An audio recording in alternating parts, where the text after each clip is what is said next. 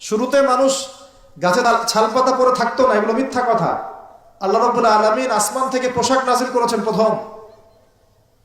জিবরাইল আলাইহিস সালাম শিখিয়েছেন কিভাবে সুতা বুনতে হয়, কিভাবে জমি চাষ করতে হয়, কোন কোন গাছ উপকারী, কোন কোন গাছ উপকারী নয়, কোনটা আমরা খেতে পারবো, কোনটা খেতে পারবো না, কোন প্রাণী আমাদের জন্য খাওয়া ভালো হবে, কোনটা খাওয়া ঠিক হবে না, আল্লাহ পাক ওহীর মাধ্যমে জানিয়েছেন। এগুলো আমরা জানতাম না, এগুলো আমরা জানতাম। এমনকি কোন গাছে ঔষধি গুণাগুণ আছে এটা আদম আলাইহিস সালামকে কে জানিয়েছে? আল্লাহ পাক তার ওহীর মাধ্যমে জানিয়েছেন। এই যে আমরা এখন সভ্যতা নিয়ে এত কথা বলি, সত্যি কথা হচ্ছে সভ্যতা শুরু হয়েছে নবীদের হাতে, আর সভ্যতা প্রসারিত হয়েছে নবীদের হাতে, আর সভ্যতা শেষও হবে একজন নবীর হাতে। সেই নবীর নাম কি? ঈসা আলাইহিস সালাম। Very good. সেই নবীর নাম কিন্তু ঈসা ইবনে মারইয়াম। তার হাতে সভ্যতা শেষ হবে। ওইটা লাস্ট একটা সভ্যতা পৃথিবী দেখবে অচিরেই সামনে।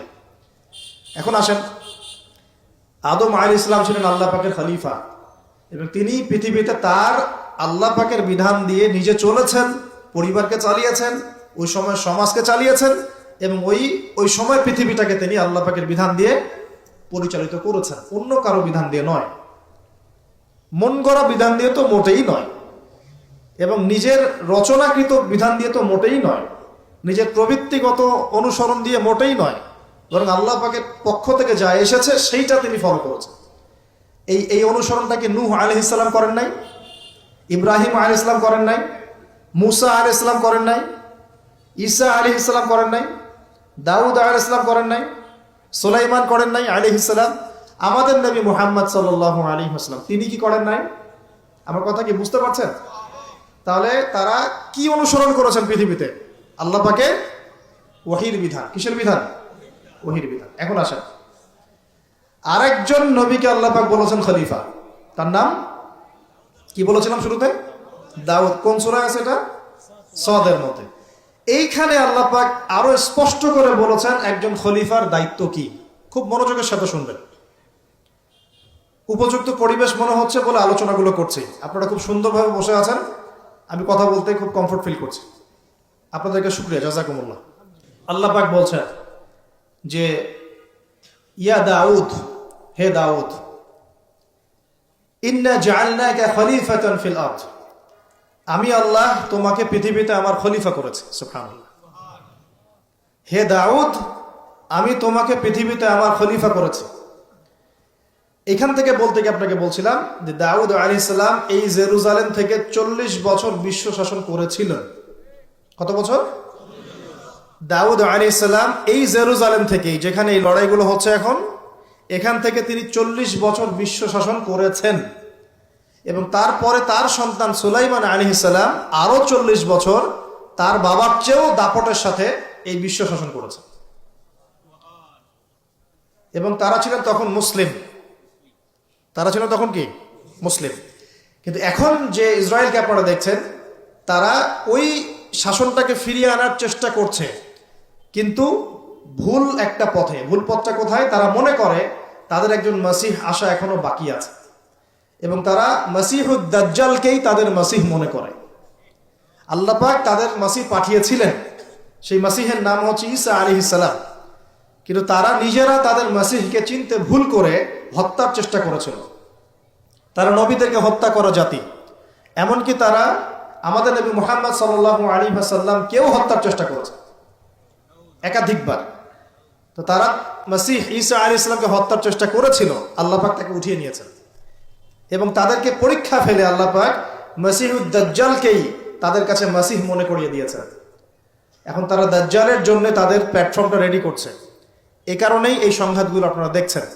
দাজ্জালের কনসেপ্টটা না বুঝতে পারলে এখনকার জিও পলিটিক্সটা বুঝতে পারবেন না। ইউনাইটেড নেশনস আপনাদেরকে জিও পলিটিক্স বোঝাতে পারবে না।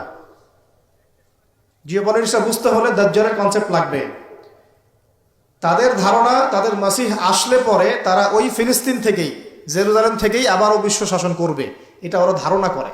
এখন আল্লাহ রাব্বুল আলামিন তার খলিফা হিসেবে সৃষ্টি করলেন তার নিজ হাতে আদম আলাইহিস সালামকে। সুবহানাল্লাহ।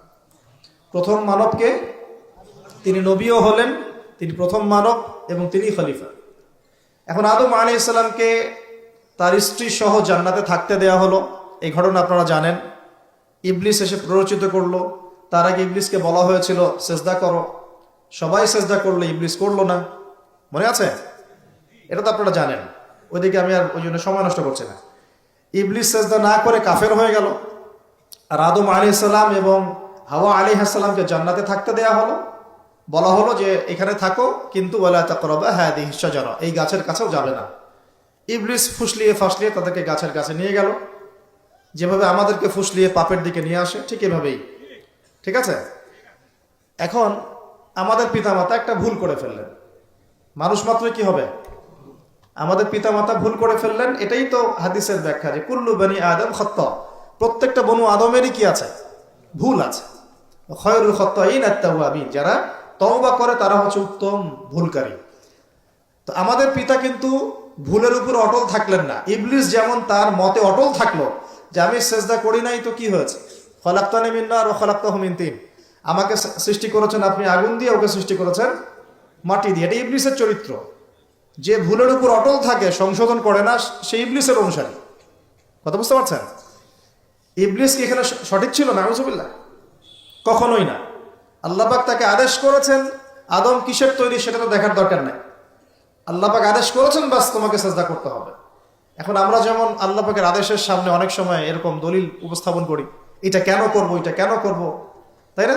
পর্দা কেন করব, নামাজ কেন পড়ব, যাকাত কেন দেওয়া লাগবে, এগুলি ইবলিসের চরিত্র। আর ইবলিস চ্যালেঞ্জ করলো আল্লাহকে, আল্লাহ পাক তাকে বের করে দিলেন, ফাখরুজ মিনহা ফাইন্নাকা রাজিম, এখান থেকে বের হও, তুমি অভিশপ্ত। ওয়া ইন্না আলাইকা লা'নাতা ইলা ইয়াউমিদ্দিন, কিয়ামত পর্যন্ত তোমার উপর লানত, অভিশাপ। ও আবার চালাক, সে বলল যে আমাকে কিয়ামত পর্যন্ত অবকাশ দিন, আনদিরনি ইলা ইয়াউমি ইউবআসুন, আমাকে কিয়ামত পর্যন্ত অবকাশ দিন। আল্লাহ পাক বলেন ইন্নাকা মিনাল মুনদারিন, যাও তুমি অবকাশ প্রাপ্তদের অন্তর্ভুক্ত একজন, ছেড়ে দিলাম তোমাকে, কিয়ামত পর্যন্ত হায়াত দেওয়া হবে। এবার সে বলছে ফাবিমা আগওয়াইতানি, হে আল্লাহ, যে আদমের জন্য আপনি আমাকে বের করে দিলেন, আমি চ্যালেঞ্জ করছি। এবার ইবলিসের চ্যালেঞ্জটাও মাথায় লিখে রাখেন, মাথায় লিখে রাখেন। ইবলিস বলছে ফাবিমা আগওয়াইতানি লাআকউদান্না লাহুম সিরাতাকাল মুস্তাকিম, যার জন্য আপনি আমাকে এখান থেকে বের করে দিলেন, আমি তার সরল পথে ওত পেতে বসে থাকবো। কিভাবে বসে থাকবো? ওত পেতে। ثم لآتينهم من بين أيديهم ومن خلفهم وعن أيمانهم وعن شمائلهم ولا تجد أكثرهم شاكرين, আমি তাদের ডান দিক থেকে আসব, বাম দিক থেকে আসব, সামন থেকে আসব, পিছন থেকে আসব, আপনি বেশিরভাগ আদম সন্তানকে শুকরগুজার পাবেন না। কে বললো এটা? ইবলিসের এই কথা সত্য না মিথ্যা বলেন তো? এখন সত্য হয় নাই? কিভাবে সত্য সেটা আরেকটা হাদিস থেকে দেখেন, দলিল। আমি আর গভীরে ঢুকে যাচ্ছি। কিয়ামতের মাঠে আদম আলাইহিস সালাম, এই আদম আলাইহিস সালামই যখন উঠবেন, আদম আলাইহিস সালামকে আল্লাহ পাক ডেকে বলবেন তোমার সন্তানদের মধ্য থেকে জাহান্নামী জান্নাতি আলাদা করে দাও তো তুমি। তো আদম আলাইহিস সালাম বলবেন ইয়া আল্লাহ, কতজন জান্নাতি, কতজন জাহান্নামী? আল্লাহ পাক বলবেন প্রত্যেক 1000-999 জনকে জাহান্নামের জন্য আলাদা করে দাও। বলেন নাউজুবিল্লাহ। এই হাদিসটা শোনার পরে সাহাবায়ে কেরাম রাদিয়াল্লাহু আনহুম খুব বিচলিত হয়ে পড়ল। তখন নবী সাল্লাল্লাহু আলাইহি ওয়াসাল্লাম আশ্বস্ত করলেন যে ওই যে 1% জান্নাতি দেখা যাচ্ছে, এগুলো উম্মতে মুহাম্মাদের মধ্যেই বেশি হবে ইনশাআল্লাহ।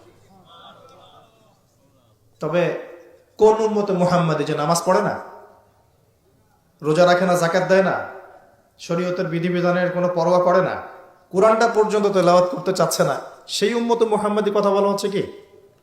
নাকি যারা নিজেদের জান মাল সময় শ্রম সবকিছু ঢেলে দিয়ে দিনের জন্য নিজেকে নিবেদিত প্রাণ করে, কাদের কথা বলা হচ্ছে? এটা আপনারা নিজেরাই বোঝেন, এটা তো আমার বোঝানোর দরকার নাই।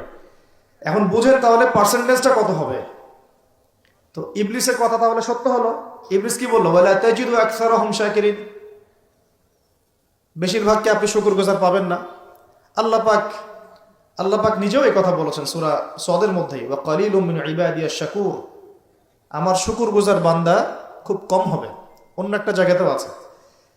তো এখন আল্লাহ রাব্বুল আলামিন আদম আলাইহিস সালাম আর হাওয়া আলাইহিস সালামকে জান্নাতে রাখলেন, তারা যে ফল খেয়ে ভুল করে ফেললেন, আল্লাহ পাক তখন তাদেরকে সাথে সাথেই বের করে দেন নাই, সাথে সাথে বের করে দেন নাই, বরং ফাতালাক্কা আদামু মির রাব্বিহি কালিমাত, আদম আলাইহিস সালাম আল্লাহর কাছ থেকে কিছু কালিমা বা বাক্য শিখে নিলেন। সুবহানাল্লাহ। ফাতাবা আলাইহি, ওই কালিমা ওই বাক্য দিয়ে আল্লাহ আদম আলাইহিস সালাম তওবা করলেন।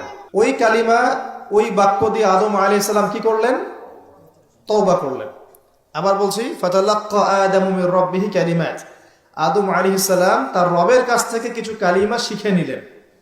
ফাতাবা আলাইহি, ওই কালিমা দিয়ে আল্লাহ রাব্বুল আলামিনের কাছে তিনি তওবা করলেন। ইন্নাহু হুয়াত তাওয়াবুর রহিম, এবং আল্লাহ পাক তওবা কবুল করে তাকে মাফ করে দিলেন। ওই বাক্যটা কি ছিল সেটা একটু শুনি।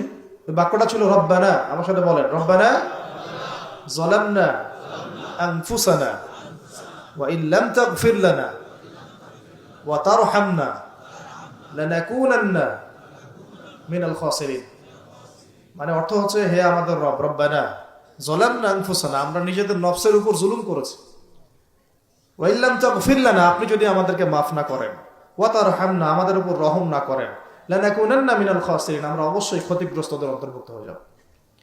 এই কালিমা শিখলেন কে? আদম আলাইহিস সালাম তার রবের কাছ থেকে। এই কালিমা, এই দোয়া দিয়ে তিনি তওবা করলেন, আল্লাহ রাব্বুল আলামিন তাকে মাফ করে দিলেন। তবে তিনি বলে দিলেন আর জান্নাতে থাকা হচ্ছে না। কুল নাহবিতু মিনহা জামিআ, আল্লাহ বলেন তোমরা এখন সবাই পৃথিবীতে নেমে যাও।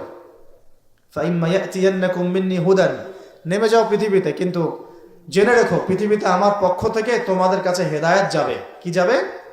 হেদায়েত মানে আসমানি কিতাব, নবী রাসূল। আসমানি কিতাব, নবী রাসূল, এগুলো আসবে তোমাদের কাছে। ফামান কুল নাহবিতু মিনহা জামিআ ফাইম্মা ইয়াতিয়ান্নাকুম মিন্নি হুদান ফামান তাবিআ হুদায়া, যে আমার এই হেদায়েতের অনুসরণ করবে, ফালা খাউফুন আলাইহিম ওয়ালা হুম ইয়াহজানুন, তাদের কোনো ভয় নাই, কোনো দুশ্চিন্তা নাই। যে জান্নাত থেকে গিয়েছো ওই জান্নাতে ফিরে আসবে ইনশাআল্লাহ। এটা একটা কথা। আর ওয়াল্লাযীনা কাফারু ওয়া কাযযাবু বিআয়াতিনা, কিন্তু যারাই আমার ওই হেদায়েতকে মিথ্যা প্রতিপন্ন করবে, অস্বীকার করবে, কুফরি করবে, ঠিক আছে, উলাইকা আসহাবুন নার, এরা হবে জাহান্নামের অধিবাসী, হুম ফিহা খালিদুন, এখানে তারা চিরস্থায়ী হবে। আল্লাহ পাকের বক্তব্য একদম সহজ সরল পরিষ্কার না? দুনিয়াতে যাচ্ছ যাও, এটা চিরস্থায়ী নয়। এই সময়টুকুর মধ্যেই আমার পক্ষ থেকে কি আসবে বলেন? হেদায়েত আসবে, মানে যুগে যুগে নবী রাসূল আসবেন, আসমানি কিতাব আসবে। ফামান তাবিআ হুদায়া, তোমাদের মধ্যে যারা এই নবী রাসূলদেরকে মানবে, আসমানি কিতাব সমূহকে মানবে, তাদের কোনো টেনশন নাই, কোনো ভয় নাই, আবার জান্নাতে ফিরে আসবে ইনশাআল্লাহ। আর যারা নবী রাসূলকে মানবে না, আসমানি কিতাবের পরোয়া করবে না, নিজের প্রবৃত্তির দাসত্ব করবে, উলাইকা আসহাবুন নার, তারা জাহান্নামে যাবে, সেখানে চিরস্থায়ী হবে। হিসাব কি সহজ না কঠিন?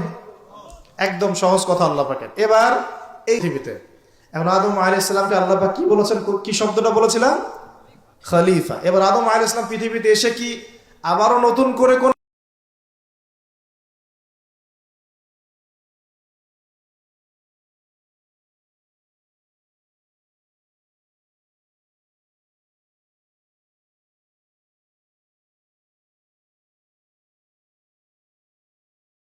তার ভাই হাবিলকে হত্যা করেছে, তাই না? হিংসার বশবর্তী হয়ে। ওই যে এখনো দেখবেন আমাদের সমাজে যে ভাইয়ে ভাইয়ে মারামারি, এটা সেই হাবিল কাবিলের সুন্নত। এখানে আমরা কাবিল হব না, হলে হাবিল হব। প্রয়োজনে হাবিল হয়ে থাকবো, তাও কাবিল হতে চায় না। কারণ নবী সাল্লাল্লাহু আলাইহি ওয়াসাল্লাম বলেছেন, পৃথিবীতে প্রথম হত্যাকাণ্ড সংগঠিত করেছে কাবিল। ভালো করে শোনেন, যারা এই পথে আছেন ভালো করে শোনেন। পৃথিবীতে প্রথম হত্যাকাণ্ড সংগঠিত করেছে কাবিল। এ কারণেই কিয়ামত পর্যন্ত যত মানুষ খুন হবে, খুন, এই সমস্ত খুনের পাপের একটা অংশ কাবিলের আমলনামায় গিয়ে যুক্ত হবে।